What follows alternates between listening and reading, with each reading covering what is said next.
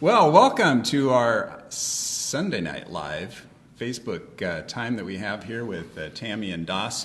I'm here with them, and we did 5 video shoots on 4 different topics a couple of weeks ago, and then we just wanted to have some time that we had together here where it's question and answers on those.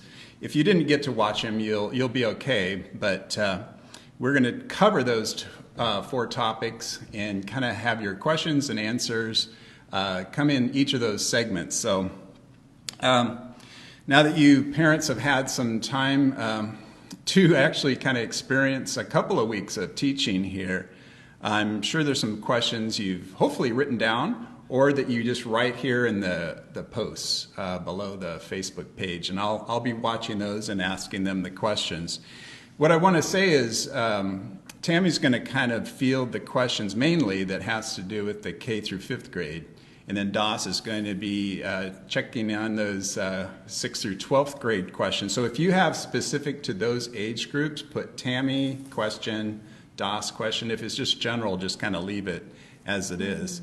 But they're kind of the experts here, and they have had time teaching 13 plus years. They're laughing about that, but they are. I consider them the experts. And Tammy, you've been teaching K through 5th grade, Doss 7th through 12th grades in the public school system. And then you also have a couple of elementary kids yourselves, and you have those teaching duties that's full-time, online, and now in person as well. You did that back in the spring and now here in the fall. So you, in my opinion, you're experts from that, all of that. So, and you'll be the first to say you've learned a lot, right? Oh, yeah. And we're always learning a lot. Yeah. Yes, I think that's always. the life of a teacher. But, you know, in And a the parent. spring and this fall, all of that with the online, you've learned a lot. So the 4 topics I want to kind of cover here at the beginning so you can kind of decide where your questions fit. So the first topic was how to manage schedules that are developmentally appropriate for the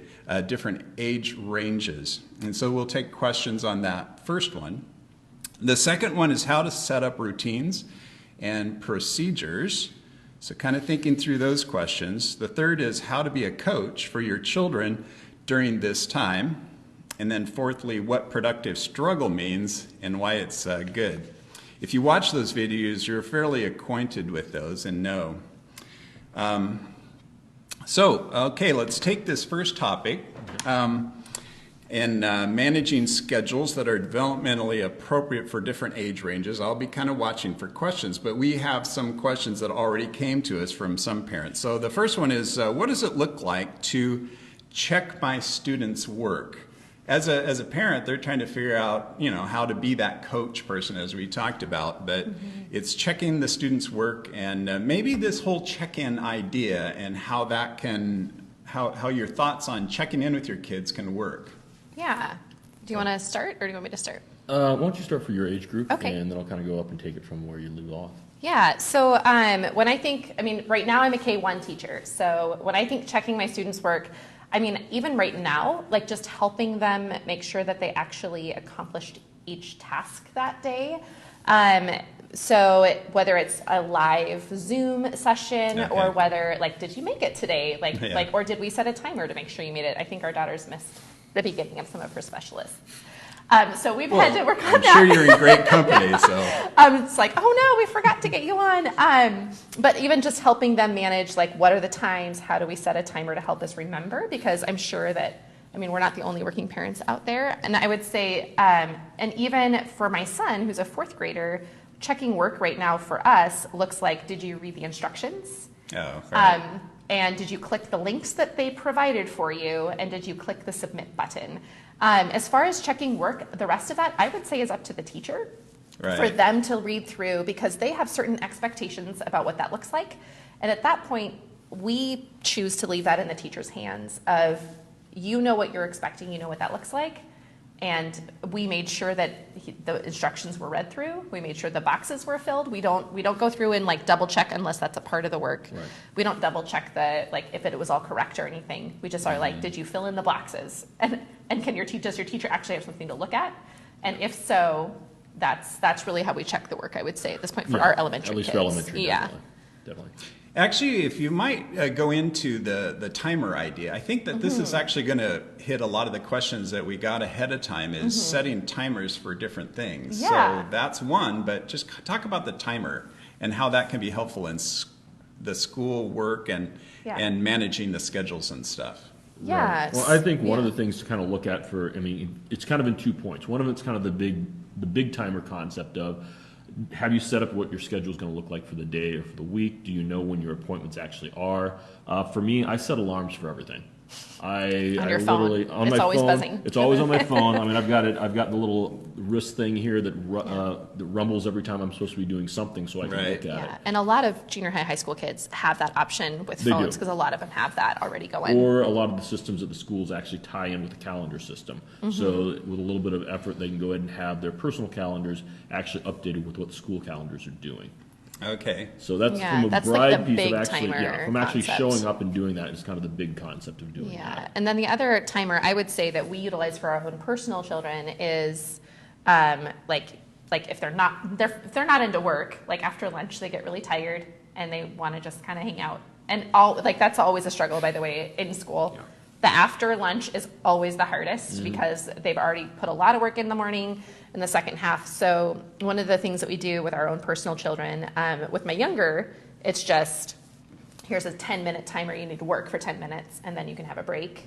And even just teaching them how to do that, either on the microwave clock or we have an Alexa that they do that with. Yeah. Oh, that's a good one. Yeah. Or my son, it's sometimes with him because he's kind of getting to that older stage of what's your learning plan? Are you working for 10 minutes and taking a 5-minute break? Giving that, almost allowing that choice, but also helping guide it because he tried to do like a 5-minute work, 10-minute break, and we were like, nope, that doesn't work. So let's try again. Let's go again. And then I know in high school you would recommend some. The recommendation is usually about 20 minutes is the time frame where you start kind of getting. You're not able to pay as much attention as you probably should to a topic. So one of the techniques is called a Pomodoro technique. And if you look at it, it's also referred to as the tomato technique because that's what Pomodoro means. It's based off of the little tomato timer that the actual person who set it up used for studying.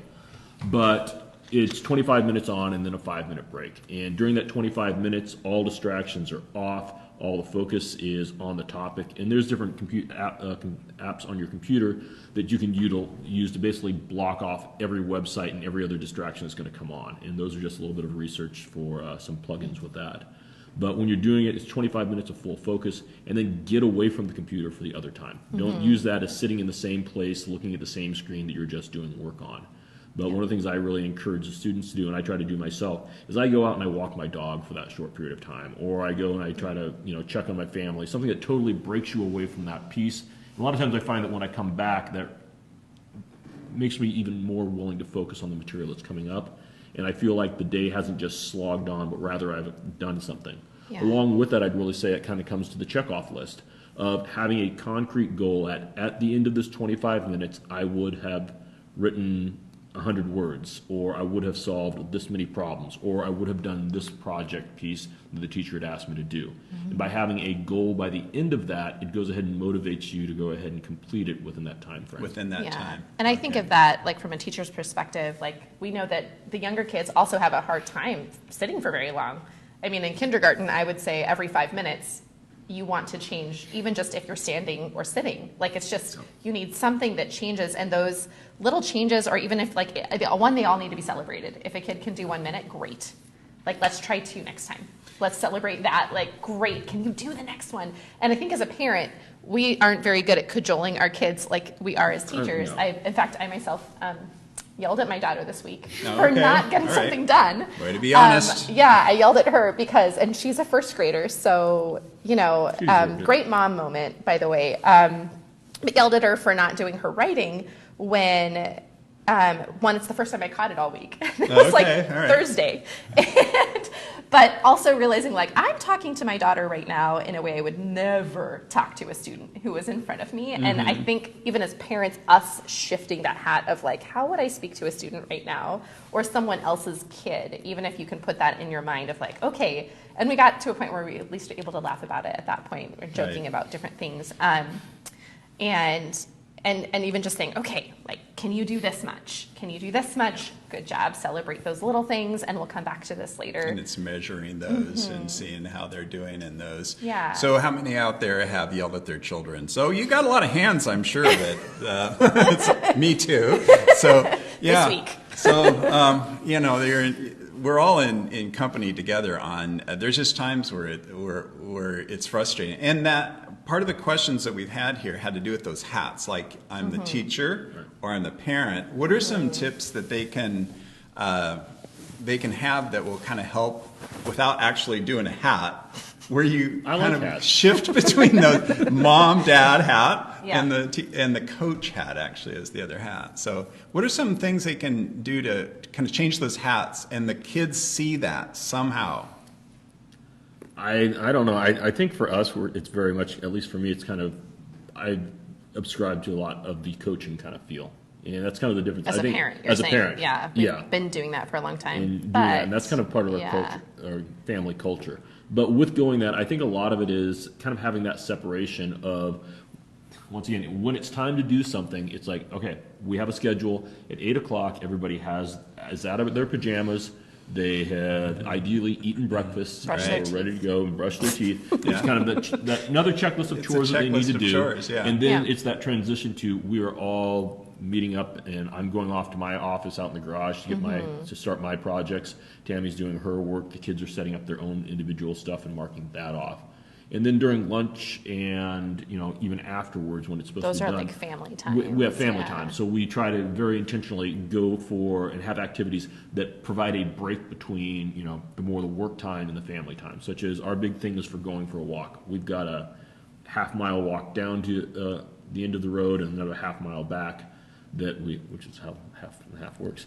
But we just go down there, and that's kind of our family break of talking and starting a new section Or of the day. playing Magic. Or playing, Yeah. With my first grade daughter, she likes to play Magic. Not when the we're card on the game. walks. No, playing Magic. I was really excited there for a second. I know. we're doing that. I think for me, also at the beginning of the pandemic shutdown, Right. we had to sit down with the kids because they were getting really upset that we weren't paying attention to them, that we weren't playing with them because we were home together. And we had to, thankfully, our kids have actually gone to school with me, so they've experienced being okay. where I'm working, and they also come in as students. We're coming in as students. But just talking about, when you had a question, you didn't come find me at school to ask that question, and the same thing goes now. So when you are at school, this is still school, and I have work, and even just getting them to recognize, this work is important. The other thing, too, is we have the 3 Bs in our house, and I also use them as an elementary because it's a pretty, funny way of talking about it, is if I'm working, and that in class that's something different, but at home is if I'm in the middle of my actual job, or I'm working with students, or I'm developing curriculum for what's going to go home. The only reason you can interrupt me at that point is if you're bleeding, burning, or barfing. Burning or barfing. Yep, and so that's my coach Or bathroom. hat. Well, bathroom they can take care of on their own, thankfully. Oh, okay, In the all right. classroom, It works, though. It's a bathroom B. works. Yeah, in the classroom, bathroom was potentially right. an emergency, especially with K1. Okay. But that was this is my job. These are the only reasons you can interrupt me.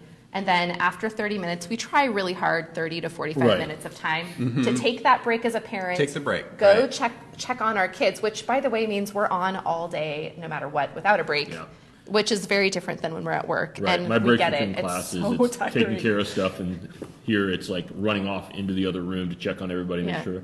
I left Yep. my mic on one time, and my entire classroom got to listen to me explain to my daughter how triangles work. Oh, So that was fun. well, Yeah. Yeah. at least they were learning. It could have Yeah. been a whole Yeah. different thing if you went to the other B bathroom. So I'm glad we can be fun together here tonight. So here, there's a couple of questions about independence. So in your videos, you talked about helping your children to become a bit more independent and ways to become more independent instead of dependent on you, too Right. dependent, or too dependent also maybe on the teacher, that there's an independence. So what are some ways, this is the question, what are some ways we can teach more independence for K through 5th, for 6th through 12th graders?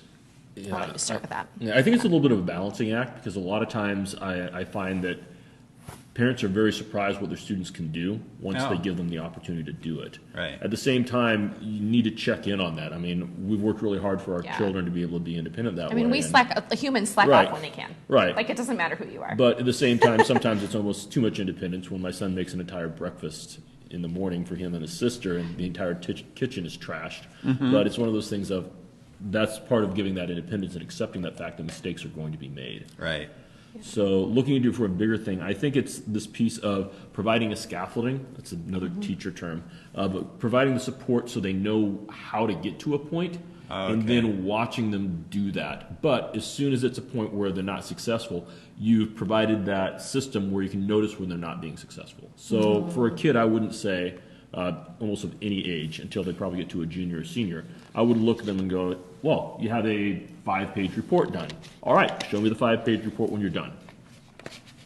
Rather, it's one of those things of, okay, so let's talk about, depending on the age group, what's a draft? Show me that you've been working on this draft, or show me that you've done your outline, or show me your first revision, and then show me this. So it's kind of that, generally, how much freedom do you give before you check in on what they're doing? And unfortunately, that really comes from a variety of different skill levels for what the student has and what you've kind of set up as a parent.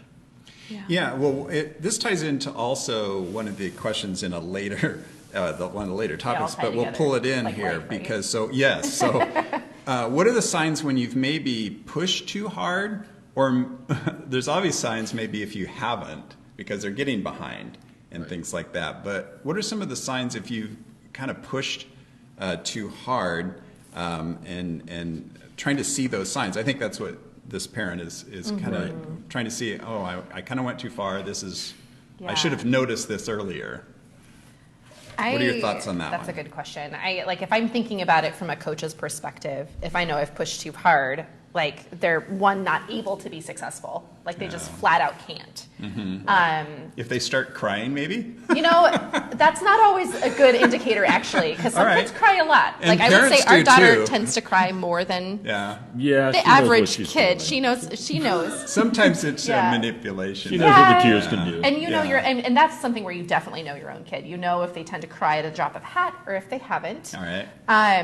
But if they literally can't, even if you're pushing them, like I kind of go on the try of threes. Okay. Like try something 3 times. So 3 times, if I'm okay. talking about media and I'm talking about trying to teach, because I've taught kindergartners for 3 years now how to log in by themselves at school, which by the way is cool. I get really sweaty when I do that because there's like 20 of them and you're running around and you're like, oh my goodness, can they do this? But you say try 3 times. 3 And times. what that could mean is they literally are typing it in 3 times and they did something wrong. Or they and they did something wrong and after 3 times, and if they get used to that kind of like the big deep belly breaths can't or get it up. things like that aren't working, then you go in and you can say, okay, I'm going to Oh. show you where the things are. Right. And so, and even, I would say even as a parent, we've kind of done that. I don't know. As Right. parents and teachers, our poor kids never get away from like learning life experiences. Well, that's what we're all doing, right? yeah. It's a bit that. Yeah. But I would say try 3 times, and then I would, as a teacher, or sometimes I have a mentor student, which of course we don't have at home the same way, but maybe a brother or sister, depending on the age Right. range and relationship. Then it's like then they can go in and they can type it in for them. But every day they're trying, and the next time it's just okay. Tomorrow's a new day. We're going to try New again, day. or this Let's next do it time again. is the next time we're going to try again. And if they ever are able to do it before the 3rd try, then you say, good job, and you celebrate that. You did that. You recognize, those little celebrations bring students a world of joy, Right. and I know they bring our kids a world of joy. Right. I think as a parent, I do not as good of a job celebrating with them. I'm like, okay, next thing. As a teacher, I'm Right. way better and way nicer And I, about celebrating. So to add to that, I think a lot of times the elementary level is probably a little bit easier, but a lot of times going through it when they get older, a lot of times it's a question of where is it that they're having the problem doing it? Oh, and trying as to a identify the spot. Yeah, and as Yeah. a teacher, it turns into being almost like a detective work, Mm-hmm. where kinda saying, fun. okay, is it because you don't want to do it? Is it because you're ashamed that you weren't paying attention and you forgot what you were supposed to be doing? Or are you just having a really bad day and suddenly your brain is totally empty and you can't think of anything? Mm-hmm. So really, honestly, having conversations with the students really helps, and kind of learning those guiding questions as you're going along.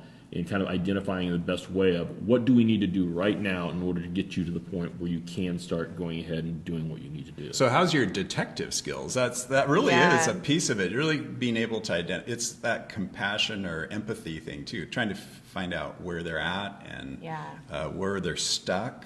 What are those scaffolding pieces they're going to need? I think my favorite / least favorite answer as a teacher is IDK. I don't know. IDK, or it's like, I don't get it. And it's like, okay, so let's back up here. And even as a parent, I think this would be a really good skill is like, so you don't get it. So does that mean to make some kids laugh? It's like, so you're telling me you can't read this? Like, no, I can read this. This is more like 5th grade level, you know.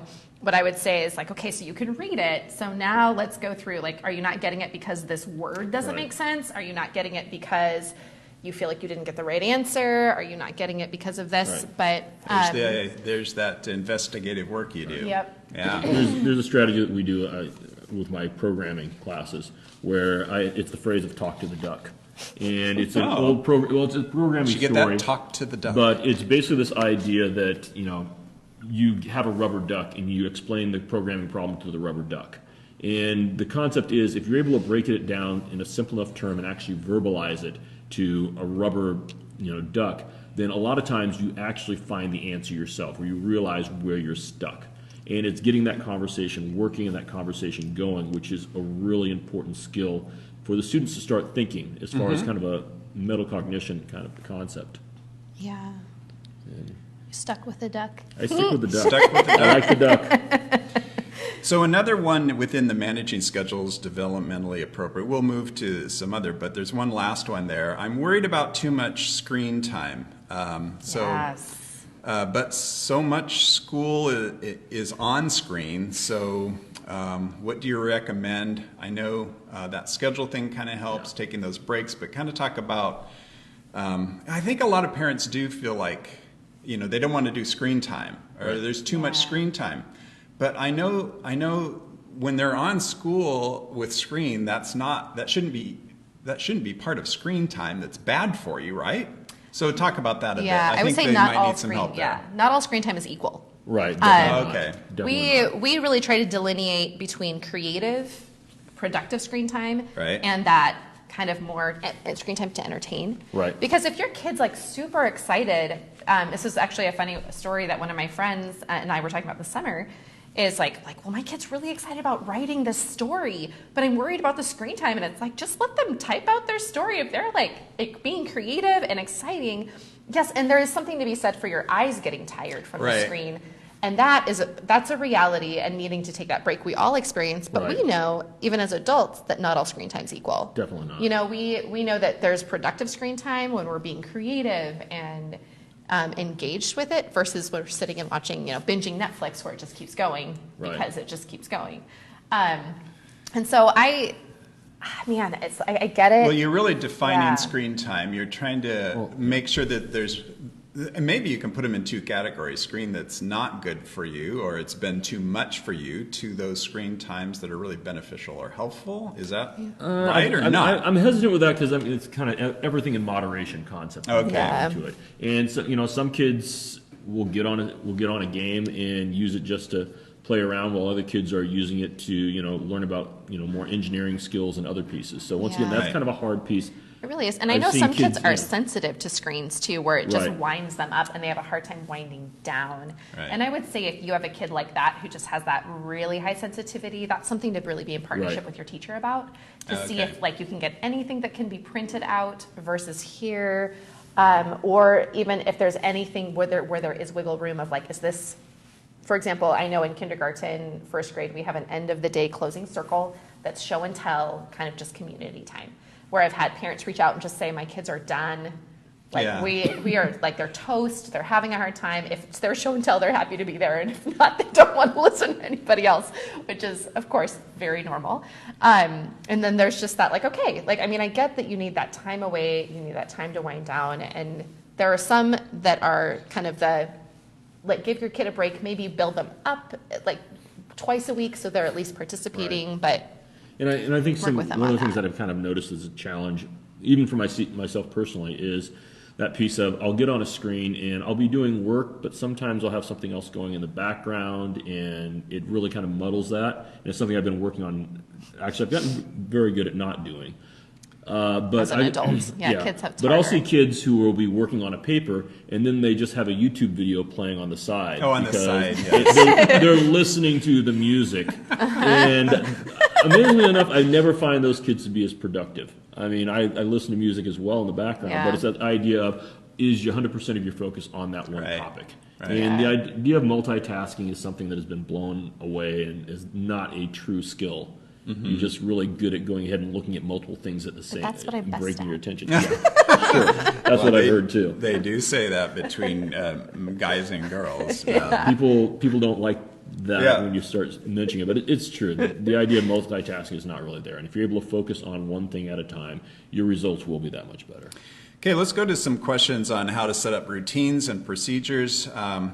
And this first one is, what are the most important routines and procedures to focus on or have your kids focus on? If you can kind of answer that.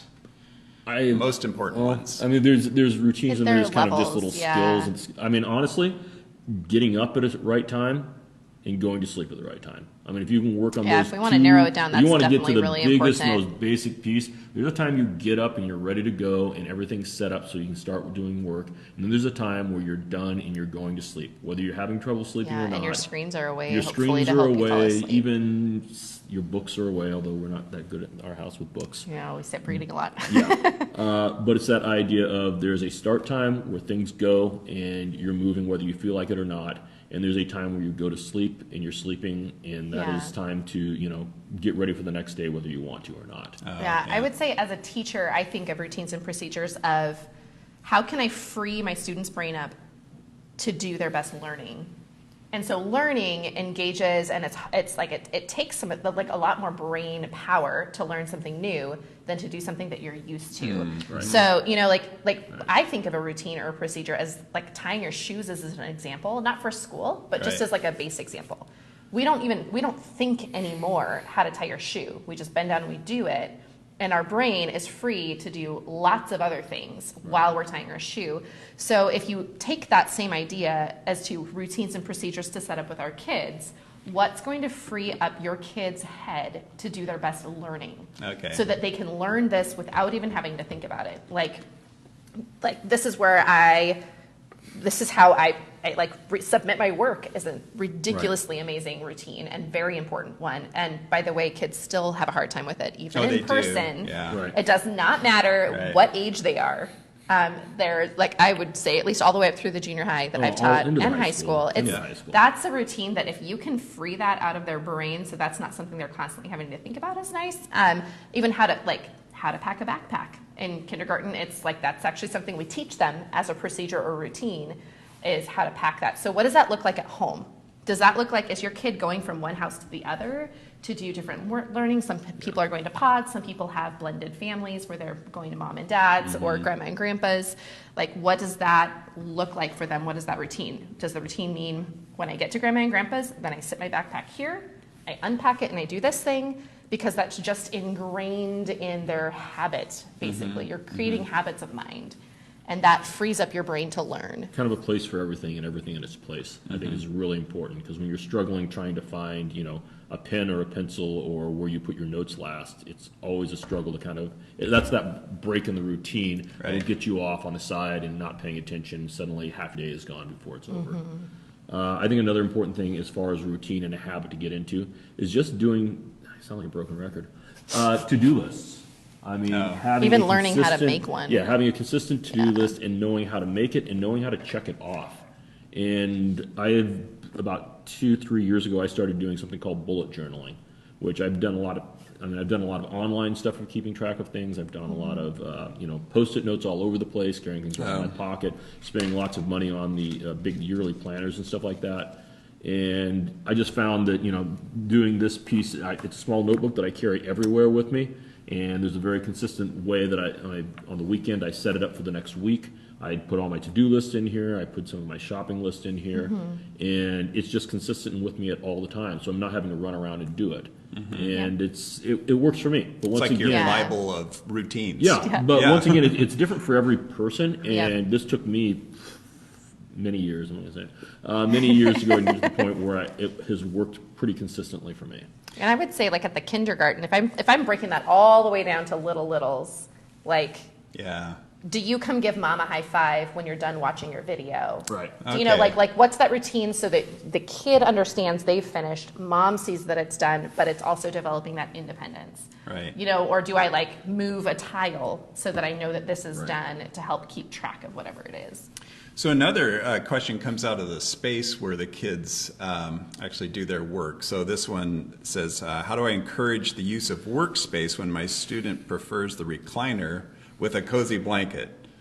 So kind of addressing that, we talked about that in the videos too, but is it picking your battles or how do you deal with the cozy blanket, easy chair? I don't see that as a picking your battle. I see that as an earned privilege that kids can have. And like, for example, in the classroom, kids are always wanting to choose their own space and where they sit.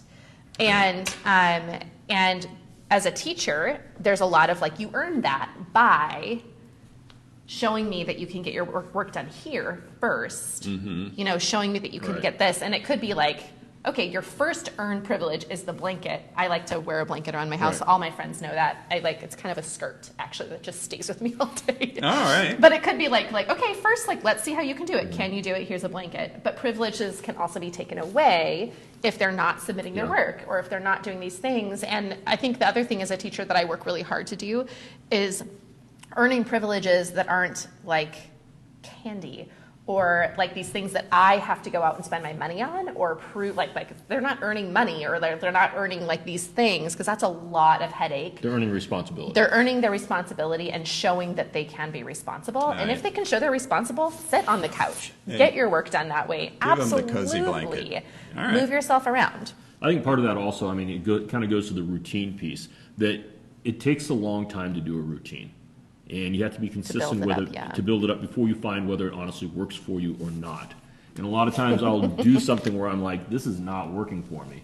But I will dedicate a week to 2 weeks that I'm going to do it no matter what, and this is what it's going to happen, whether I think it's useless or not. And at the end of 2 weeks or whatever, if it's useless, then I'm going to scrap it and try to find something different. But I'm willing to give it a try. And part of that is testing to make sure if it works. The kid might be claiming, I work so much better when I'm working on the recliner. Okay, well, let's try the more traditional way of sitting at the table. Does that work for you if you've really tried it that amount of time? And after 2 weeks, instead of throwing your hands up and going, you're there. And then you also have a base, and the student has a base for, this is what I am in a most productive way at this location. And then give it a try. If they go back and they start doing the recliner and they earn that privilege to do it, do their grades start dropping? Do they stop going ahead and getting materials done that they should? And then it's one of those pieces of, we've changed something here and it appears that the recliner isn't the best place for you. Let's go back until we can see if that's the issue again, back at the table. Next one is, you mentioned that it takes 6 weeks for students to get into a routine. That was in the videos. And what are the main ways you can see that they're on track to kind of get to that 6 weeks of those routines? What are some ways to kind of measure that along the way? It's really only a couple weeks into it. Oh my goodness. It definitely is. When I realized the other day that it was 7 days, this is the day that I yelled at my daughter, and I realized it's been 7 days. Of course she doesn't know like this, that, or the other thing. We all get that impatient feeling. And so, it feels like it's been a month. I'm sure that all families feel that way. It's been a month. Well, when I heard you say that 6 week thing, it felt a little bit like when I remember coaching my wife going through the labor pains. Is like if you really kind of spread it or count it out, it just helps the pain right now, of what's going on. Yeah. I mean, I've only met with my students 3 times because of the way that our schedule goes, so it's probably going to take a little bit more. But then again, they're also high school Yeah. students. So For me, routines, back to the routine, question, when the routine is working, is where you don't have to think about the routine anymore. Oh, in all right. honesty. It's like the tying the It shoe. becomes it Yeah. becomes natural. You start doing something like, why did I do right. that in the first place? Yep. Oh yeah, because I keep doing it, and that's what I do now. Yeah, and I think those routines also, so to know that you're on track would be like depending on the age of your kid, of course. So if I'm talking about elementary, K through the 5 range, in kindergarten, that would mean they know that like when this timer rings, because they may not be able to tell time yet, they may not know their numbers. I mean, Kate's learning all sorts of new stuff right now, which makes things different. They know that they need to sit down and click the link to log in, and if they know how to find the link, if they know that the timer means they Right. have to sit down and do it, I'd say at this point in 9 days in, that's like huge, huge. And if the other thing in that range, the K through 1 range, is like if they can log themselves in with their own numbers and their own password by now, that's a huge milestone leap. I would say for a kindergartner, that might take longer, of course, because they're still learning the numbers. For a 4th, 5th grader, I would say, like, do they know where to find their things right now? Right. That would be like where tangible. Like, do they know where they're supposed to find their stuff? Do they know, is there a place where it's written down, or that they know what Right. time they're supposed to be on for their classes that are on demand? I guess in Peninsula it's live and on demand, but the bigger word for that is synchronous, asynchronous. Like, do they know what that looks like? Do they know how to submit their assignment? Right. Those pieces there would be where we're on track for the routine at this point. I would say 2 weeks from now, I would hope that they know how to submit an assignment. Right. I would hope that they would know, like 2 weeks from now, how to ask their teacher for questions and to leave mom and dad alone. In K1, that might be a little different because they can't type yet. They don't know how to type and send a message to a teacher in a chat box. Actually, that's not true. I have some first graders who know how to type Well, very it well. kind of varies on Yeah. according to age what Yeah. those marks are. So Yeah. it kind of varies, but I think we can. Let's see. That's kind of that section of the questions. Let's move to the next one. So the third topic is coaching, how to coach. And so the first question kind of relates to what we were just talking about. What are some tips to coach my child to be on task? And it's also that measuring, oh, wow, are they or aren't they? And how do you, and that check-in thing that you've talked about before, what's your tips on that? Keeping your kids on task. I think that goes back to our time. Honestly, we use the timer so much. The timer and a timer. checklist. Timer and Timers and checklist. checklist, yeah. Sometimes at a younger age, you need to use, have a checklist that has pictures on it and Yeah, we did other that for things. morning Yeah, routine. for morning routine. But it's that piece where when the student or the kid or your child has done what they need to do, they're actually physically making a mark or putting a little token in one place to another, or it's that kind of feedback that they're like, I did this, it's done, on to the next piece down the line. And there's also something to be said for acknowledging it. I think as a teacher, definitely. I'm way better at Definitely. acknowledging it than as a parent. And that's I noticed you did this today. And that kind of also goes to how do you know you're on track for routines and procedures and things like that, is even helping them see what they can do independently is really a big Right. deal. I think it's kind of one of those things that at the start of it, it's very much like, you need to do this. And then after, it's like, what should you be doing? Asking And I questions noticed then. you did. Yeah, and then I noticed you did that. Good job, And then it will yeah. lead into it basically being, the tying of the shoes, and you can go on to bigger and better things. Yep. Well, that kind of answers this next question is how do I support my child to take responsibility for their learning? What does that look like? And that's what you're saying. That's what it looks like. It's encouragements along the way and And helping recognizing- them to take that responsibility. And recognizing that a couple, weeks down the line after things have been going perfectly on the rails, that suddenly everything will fall apart again, and that's where you go ahead and go, oh, we're all human beings, let's go back. Let's and restart Yeah. somehow. Restart again a little yeah. bit. I would say a big win for us on that was just we intentionally, that question about checking our kids' work, we intentionally went in and said, we will check your work every day. And we got to the point on Friday where we were asked, will you please check my work so Oh. that I can. You know, that's Look like at that. that's Now, a nice yeah. flip of And like, now I'd we have a like you to student- do it. Now we have them upset when we're not checking it. I know, Yeah. it's like, actually, I'm really tired right I now. asked you to check this, and it's almost bedtime, and you said you would check it. And it's I know. okay, let's Hey, look how at many it. have been there too, Oh my right? goodness. Then it's like, we are so tired right now that if we check this, like, it won't even make a difference. Did you check this? But let's go to sleep and we'll that. restart tomorrow. Let's do that.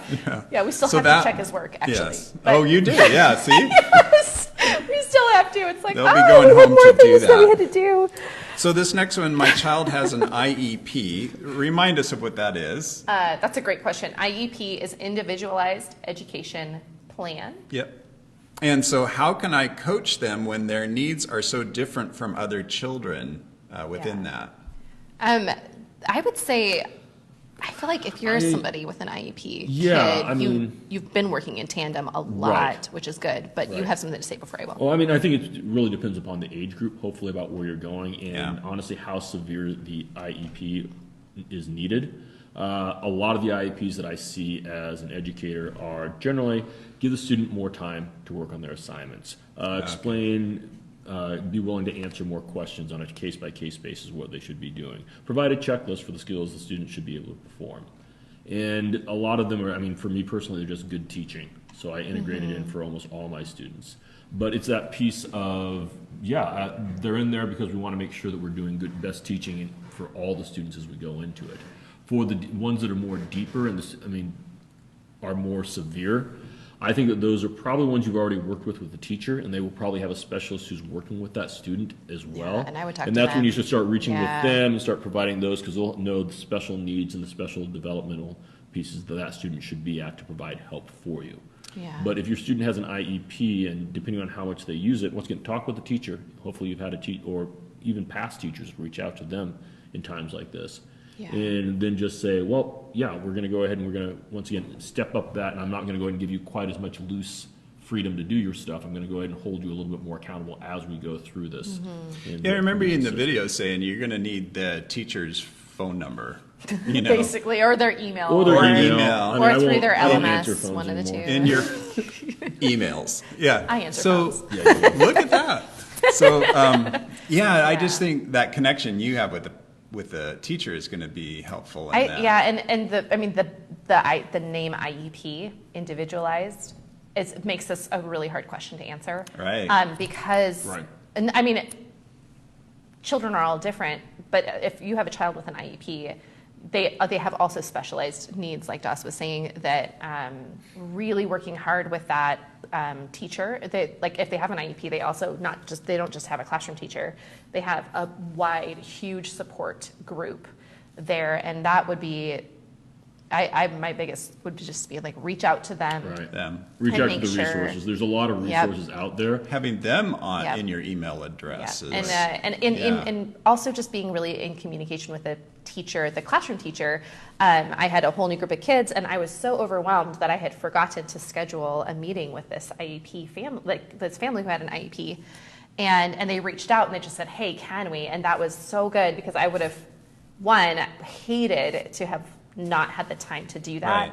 and missed something really important for Right, this right. child, you know, and so being able to work in tandem with the parent as a team, with the IEP team, with all of the people to make sure that they're supported is really helpful.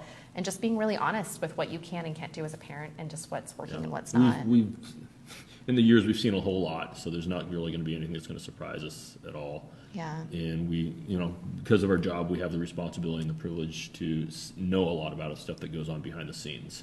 Yep. So unless you feel like it's personal, very personal information that hasn't been shared, and there's reasons for that, being honest with the teachers is really helpful. One of the common things that I'll work with parents is I'll have them fill out a little piece, or I'll talk with them directly, and especially during conferences. My one question is, what do you want me to know about your child?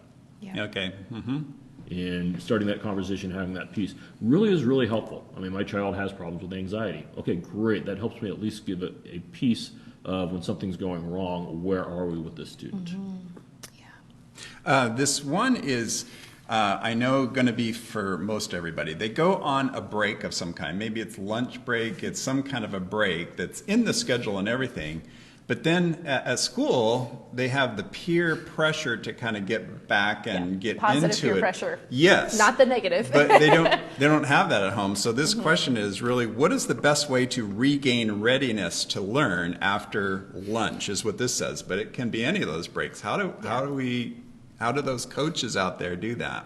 What are some tips? Well, I would say first off, you're not alone. As teachers, we know that the time after lunch is the hardest to engage. Like, you can have the same class, same group of kids in the morning. I'm thinking about middle school right now, that you had in the afternoon, and it's a very different group of kids because of where they're at. And my afternoon classes, therefore, were always more active than my morning classes. You know, like as a teacher, I always try to save the best for last. So like right now with I think I said at the end of the day, it's always show and tell, because that's the most fun thing, and the kids are happy to talk about themselves because they're their favorite person. And I'm not saying that in a bad way. It just, we are all ourselves favorite person sometimes. And so even as a parent, if you have the ability of like working on the stuff that you know will be the most challenging for your child at the beginning of the day and saving the more fun things.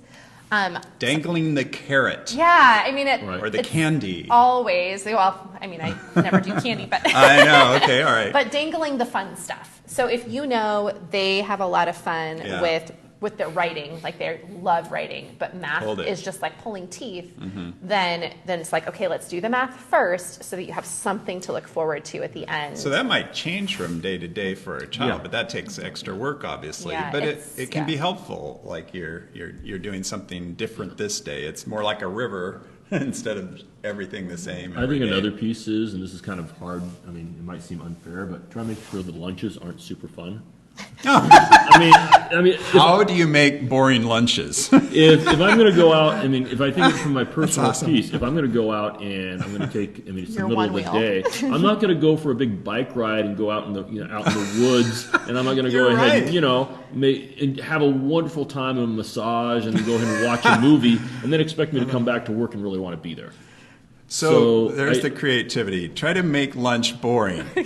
Try to have a goal for it. I mean, try to have it's what is it going to be at the end? If you can think of it, if they can take care of some of those chores and some of those things that they should have taken care of or might need to take care of, then have that done then. Yeah. And good tips. Or it's like, oh man, I'm so sad that you're choosing not to work, but you can't do this because this isn't done yet. Right. So I guess all you have is just, you can sit in the corner and look at a book if you want. Okay. But when you're ready to make a different choice, we're there. I mean, some of those are just normal parenting tips, but I mean, they're playing they were playing the Nintendo Switch for the last half hour of lunch. They're not going to let you come back. That's right. But another thing is this is kind of depends on the student. Get them to go out for a run or a walk or something that's physically active. A lot of times they just need to get some wiggles out halfway through. Lunch/PE. Yeah. I mean, we usually pair lunch and recess together in elementary. Just something that they just move, but not so fun that they never want to come back. In this, you talked about something called Digital Village you wanted to talk about. Oh, yeah. And so in the coach element here, you might address some of these issues when it comes to some of these issues, Digital Village and what that means. Yeah. Digital Village basically means is you call in all the favors and all the friends and all the family you possibly can. That are even potentially in the same place as you. Yeah. Like their kids could also be learning at home. And try to get support. I mean, for our son, one of the main reasons that we finally broke down and got him an iPad about a year ago? Not even a year ago, honey. It was we 6 months finally ago. got it for him, and the main reason we got it for him was he's able to FaceTime with his cousins and his grandparents. So we've got it set up on the kids' chat or something like that, so it's locked down. But that's his piece where if he needs help or he has a question sometimes, he'll call his grandparents and ask them. Or if it's that, like, again, that math that they just really hate, or reading because they don't want to, like, sit down and decode, calling up grandma and grandpa and saying, like, I'd like to read to you today. Or, and again, like, I do so much with, like, earned responsibilities. Like, if you can do this for me today, tomorrow you can call your grandparents and you can read to them on the iPad. So it's kind of that, like, use a multi-tiered step, but we can do it these days, so that's a great idea. I mean, it takes a village as that idea, and then do that digitally with your school day. So, or even set up, I think right now, especially because there are some families in quarantine or some that are too far away to actually have a play date in the middle of the day. Just set up like, hey, can they chat with each other for like can we set up a time so my kid knows they're working for this 10 minutes? And then at this time, can they chat for 5? And Okay. then go back to work. So that like 5-minute break, Right. almost a celebration of finishing a work. So the coaching, then you pull other people into the coaching of coaching your Yeah. kids well. So that's a great idea. So let's move to this last one where, we've got lots of questions. This is great. So the last subject is dear. productive struggle. Oh, my goodness. Yeah. And why that's good. The question within that one is, what are some phrases I can use to help my child work through that struggle stuff? Some phrases, some words that you think they're wanting, some words and phrases maybe to say, well, this is productive. I know we're struggling, but it's productive. I've got two that are kind of, All right. there's a lot of phrases we'll use, but I taught next to a special needs classroom, a self-contained special needs classroom for about the first 7 to 8 years that I was teaching. And the teacher there was just amazing. What she got out of those students and how she prepared them with their limited, with some of the limitations they had. But one of the things she had written on her wall in really big letters that I thought was amazing, and I still use to this day, is reading is hard and hard is necessary. And it was this idea that, yeah, things are going to be a challenge to you, especially, if you're in a special needs classroom. But those things are necessary for you to be successful later on. And the students that came into the class, a lot of times they would come in my class because I had computers and they would work. And they would be the type who would turn in an assignment 2 months late. But that's an assignment they've been working on for literally 2 months because they'd happened to find it when I was handing it out and I didn't know I'd handed it to them. All right. But they'd finished it. And honestly, because they were willing to actually finish and turn a work in, sometimes they had higher grades than students who were fully able in my class. But Right. it's that piece of that perseverance and that willingness to move forward. And it's not easy. I mean, I think accepting that fact and recognizing that fact is a really strong thing to be able to do. Well, that kind of leads into this next one, is how do I know when my child is in a productive struggle versus this over-the-top, just frustrated? Yeah. Right. And that may be the crying moment, but crying can be a part of positive too. Yeah, I mean, absolutely. I feel like So much the kid. it depends on the kid. We have one kid, well, actually both of our kids kind of can be teary. Yeah. A little more than, and maybe sometimes we push them a little too hard too. All to be As parents. not named here, Yeah. but I know them. Yes. I feel like there's a point where like, can they literally not do it at all? Yeah. I know. Because, it like kind They of going hit back to that some kind of productive wall. struggle I think of it's- finding yeah, the and I think weight it's that the- you can I think actually it's lift. the detective kind of piece. Yeah. One of my favorite phrases working with the students when they're like, I can't do this is, well, if you could do it, what is the first thing you would do? Yeah. If so- you could, where so would you start? You're breaking it Yeah. down to steps then. And Yeah, or if you were this person, like who do you think the smartest mathematician is? Like, oh, this person. Well, if you were them, Okay. what might you do? You're with that? pretending, you're kind acting a part. Yeah, Yeah. acting a part, or even. But there's a point where you've pushed them too far, and physically, right? If you're coaching. Right. You know that you've pushed your body too far when you pull a ligament, or you pull something, or you've got shin splints now all of a sudden. Well, and but with that, I think the students there's kids at different ages too of what they are willing to both mentally and physically be able to take care of. do. There's some, I need to be careful because I will hurt myself when I'm working out because I just don't mind care. it and I don't Yeah. care. And as a result, I have to actually learn how to hold myself back. And you'll have students who are the same way, that they will pound their head repeatedly against a problem way long when they should have just stopped and taken a break or actually gone at a different angle for Yeah. it. And that's, where it is. Flexibility is that. Right, and thing. then there's other Yes. people with very low pain tolerance, and as soon Yeah. as it hurts, it's like, okay, I tried a little bit, now I need to stop. And the same thing with kind of the learning piece. So it's kind of that one thing of knowing your child, and also when they are hitting that, being there to provide the scaffolding before they do. And I'm not a big fan of just looking at a kid and going, well, it stinks to be you. You probably should go ahead and just keep on working until you start crying, and then I'll help you. yeah. Well, that's the thing is sometimes I think us parents start to become kids when we're frustrated. Right. And we kind of need to Lose grow our up own grit. ourselves. Yes, we Right. do. Absolutely. Well, and also I think there's a difference between going ahead and going to the point where you start helping, you start asking the questions and guiding the student. Right. Versus doing it for versus them. going ahead and doing it for them. Or just and this getting is- mad yeah. at them. And we've mentioned it before. Yeah. Or I just mean, getting, yeah, right. Sometimes Yeah. this is about where we are as parents versus where kids are in their abilities. In their- yeah. For example, with my daughter, when I made her cry the other day, that was really where I was in my own soul at that Wasn't her, moment. right. Had nothing to do with my daughter's ability. Yeah. Well, So Maybe a in this one, I don't understand the work. Like they're saying, I don't understand the work, so how can I help my child? How would you answer that question? Because that is true, like, you know, and I think one of you had said, a parent came to you and said, you're one of the parents for you as a teacher said, you know, you're showing me, my kids are seeing now how little I know. yes. And Which is I really don't thank you humiliating, for that. And so that whole piece, I don't understand the assignment. How can I help my child? Yeah, Yeah. I think there's a difference between understanding the assignment and being able to do the work for what it is to a degree. I think part of the thing is, and I'll admit fully, there's a lot of times when we're doing more exploratory stuff with the students, I don't know how they're doing it. Right. My job as a teacher a lot of times, especially for the higher level programming stuff, is if they're doing a specialty or a special project, they're getting into libraries and function calls that I haven't even gone into because I haven't had a reason to.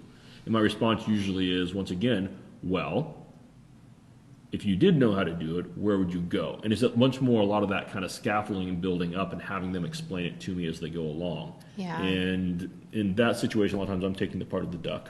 Well, and I having them think explain it to too, me. I feel Right. like as parents and as parents, we feel like we do need to know the answers. As a teacher, when I'm in my teacher role, I Right. know I don't know all the answers, and I will freely admit that to my students on a regular basis. It's like, I don't know. Where would we go to find that? That's a great question. Like, who knows where we would look for this? Kind of like he Right. was saying. Sometimes when I even know the answer, I Yeah. tell them I don't know. Yeah, I mean- I know it's great because they don't really actually know what we. They don't know when we're bluffing, but a lot of our job as a teacher and as a parent is to teach our kids where to look for the answers. That's the coach idea. Do you know what I mean? Yes. It's It's more not like providing the right answer, it's providing them the skills to get to the right answer. yeah. I mean, there's like would you look on Google? How do you know that this YouTuber is actually accurate? Like, Right. how do we find a good source? Like, I can help you Right. find a source. Or is this the time to call in the teacher and say, like, teacher, we don't know. Yeah, I think that's, that's the one thing, is having that teacher's email in your phone is going to be helpful because you can ask them. Now, you tell me, and they may be wondering, in this time, is it harder for teachers, the online piece, or is it easier than having kids in, do you have more time to answer those kind of questions? So you're saying like with extra time? Yeah, to be able extra to help time them to answer. help these, or is it worse? Like you get a lot of questions. It's twofold. Number one, I'm in front of a computer pretty much all day long. So in my breaks or even when I have a short piece, I have my email open in another window, and I'm constantly firing off emails and taking care of small little stuff because I know if I don't do that really quick, then it's either going to be a problem then, or I'm going to have to go and spend an hour or more after class Catching up. to Right, that right, stuff. right. So in that way, you'll probably get a lot faster response from me if you email me now than if you emailed me last Later. year. Yeah. With that being Yeah. said, I'm juggling plates all over the place right now. I'm putting in a lot more effort and I have less time to breathe. Let's just put it that way. Yeah, but I just think that avenue of the email to ask questions is good, and they'll get to Yeah. it when they can, though, right? I would say so. I know that I feel like my mindset has to shift. I am now the parents coach, I guess, All right, as well. right. I'm Right. a teacher, but I'm also coaching parents to help them through what it looks like to support their own kids. And so when I think of it that way, if I have a parent who like there's a technical question of like, how do we do this? And then there's a like bigger question of my kid won't do this. Or like there's the question of, I think that we've pushed our kid too far with that frustration. Right. They're done. What do we do? And I would answer all of those differently, but I think Right. Doss is right. We're in front of the computer, so at this point, like I see that as a part of my teaching right now is Right. communicating with the parent and saying, Communicating. Mm-hmm. hey, like this is the technical answer. This is this. This is this. And with So- both the parents and the teacher, both the parents and the students, I'll tell them, I can go ahead and you can bother me right now, or send something to me right now, and it'll take me 2-3 minutes to answer. Or Right. you can not answer it, and then we can go ahead and in ask 2 it. weeks when it finally happens and everything falls apart, everybody will be spending days trying to go ahead and fix and get you caught up where you should have been. So it's So kind of a ask right stitch in away. time Yeah. concept. Well, that kind of speaks to what the reason that you came and said we'd like to support these parents with this, with the videos, with the question and answer time. It just fits into what you just said. You're really wanting to help.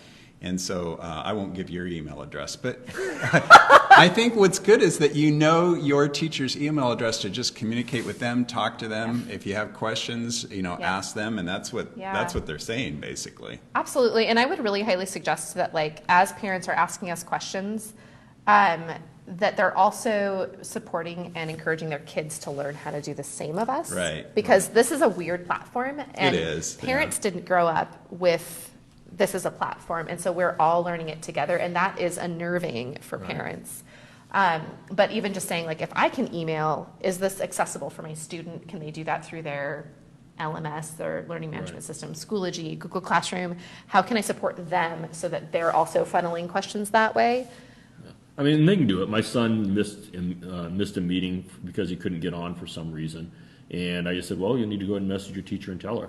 Yeah, And- and Well, showing there's a that coach. that's a routine and a procedure that I think in another week or two, if your kids can't do that and they're still coming to you, then that to me is a lifesaver for us as parents, because then he knows how to do that, but also for the teachers, so they're actually communicating directly to the kid To and the knowing kid, how to work yeah. that through.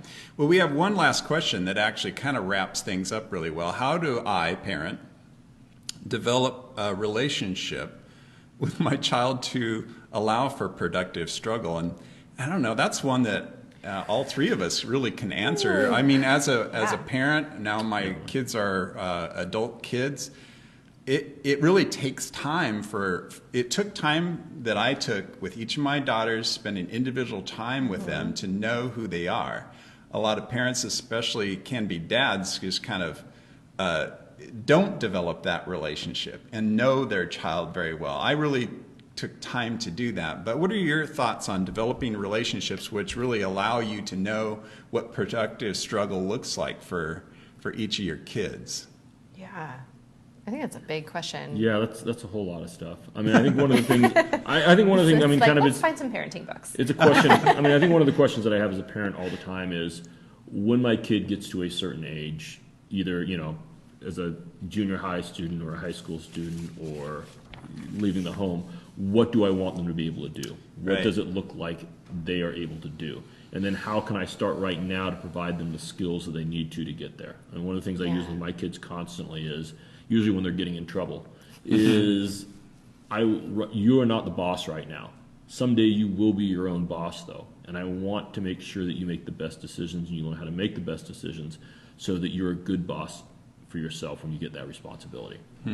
Yeah. And that kind of comes to that whole scaffolding thing of, recognizing when they are getting where they need to be, and then how can you support them to get to that farther piece. Yeah. And that's developmental and trial and error and individual student or individual kid. Constantly just thinking about how or if you're communicating with your Right. kids. And you get through your day, your schedule. I think you both have also talked about family time. And that's really actually what this question I think is saying is, like, once you get through your school day schedule, it's really important that you take some family time and individuals within family with each of you. And that's where you develop just strong relationships with your kids. And a lot of parents maybe don't have the time to do that, but it really is important. So they know each kid well, and you develop strong relationships with each one. Something that we just started, Yeah. which hopefully will keep going. I know our son looks forward We'll to be it doing like it 'cause crazy, it's because he will crazy never let enough us for us stop. to- yeah. But we started actually doing date night with them. And Yes. it's like we can't do it once a month. That's just not or once a week. That's Yeah. not sustainable for us. But once a month, we'll change who gets which kid. So Right. he might get our son, and I might get our daughter. And we'll just go spend like an hour or two doing something with them. I mean, we'll try to make it fun and special. Usually go to dinner or something. Yeah, like that. and grab like- some food to eat out somewhere. And Right. it means something. I, as I've been looking at this, it's like it's dedicated time to just them, where I can ask. Like, I work really hard. It's so hard, I think, as an adult to put our phone away. But to put that away and to just really let them run the show of like, oh, Even if you end up going to McDonald's. Even if Yeah, I end up going that's to right. McDonald's Not for dinner, your it's favorite, like, I take this it. is what you Yeah. wanted to do, and we're going to listen to We're that. gonna honor and that. We're going to honor that, and or Are we're you going to play sure you dolls wanna- today. And like it's actually it's really good. I mean, my daughter has like now wants to play with me all the time, which is really good. But I'm so tired sometimes, and so I have to You're set not up alone. play dates Yes. with her. Yeah. It's like, okay, I'm going Play to work dates really with hard mom today. Play or date. We'll dad. have a play date tomorrow Yeah. at like this time. Well, I think that's a great one to end on. I mean, if you have other questions, actually, put them in the post there, and we'll make sure that each of those gets answered. But or will we? Yeah, But we- we'll do our best Just with send all it of to our my email box. Yeah. Yeah, so we will make sure all of those are answered. But that's a great one to end on, just that you develop relationships with each of your kids is, I mean, aside from school, that's the biggest thing. And when we talk about faith and when we talk about school, that's still the most important thing, that you're building relationships with each of your kids, because that's what God wants to do in their lives as well. So we're going to end this. It's just been slightly over an hour. We thought maybe it's going to be a half hour, so I think we're going to close this. But what I want to say is the next thing that's coming up for you. And so we have Lauren Tratine Spencer, who is here at the church, that said, similar to Tammy and Doss said, I want to help parents. And so she's a marriage and family counselor that wants to do a live in-person time here at Chapel Hill Church on October 21st from 6:30 to 8:30, in-person time in the Memorial Chapel, where the topic is parenting in a pandemic. And she's going to talk about the survival guide to coping and comforting during COVID-19. And she has noticed just this uptick in, and we've talked about this too, just an uptick in stress and anxiety. And she actually has her master's in OCD and anxiety counseling. And she's a Christian, she's an Army wife, she's a dog mom, she's a lifestyle blogger and fellow COVID pandemic survivor. And she wants to just help parents work through kind of not just the physical things, but the emotional things. You have your school day, but then that brings all kinds of emotional things along. So her topics are connection time, which we just kind of ended with, talking a little bit about that. Let's talk stressors, coping for kids, and then coping for you as adults, warning signs, and then kind of next steps and now what. So set your calendars for Wednesday, October 21st, 6:30 to 8:30 p.m. here in person at Chapel Hill. We will have you actually sign up, because there's kids program during that, and we need to know how many kids, we need to know how many people to have the room space for that. So parenting in a pandemic, set your calendar for that. Thanks so much for joining us, and we'll see you next time.